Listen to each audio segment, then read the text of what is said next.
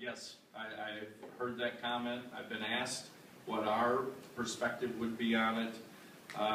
Going back as a history lesson, I think as the farm bills have evolved over time, they used to be primarily farm focused. Well, then the new food nutrition programs.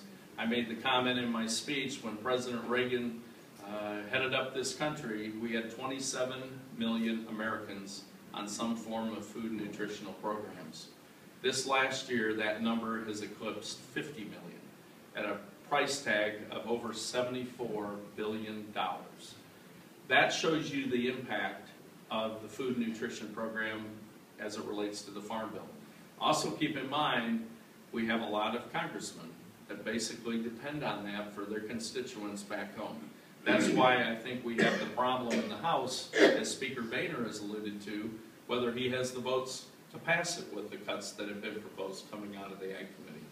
If we decoupled it, I think it would make it far more difficult to try to get a farm bill through.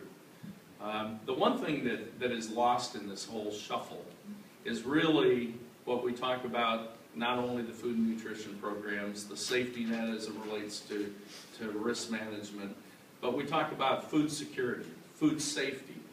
That gets lost in this whole thing, this whole discussion many times. And I think that's worth noting because really part of this farm bill allows us to make sure we have a secure and safe food supply. And sometimes we don't talk enough about that, and we take it for granted until you have a food scare or crisis that builds up, and then all of a sudden we've got to do more.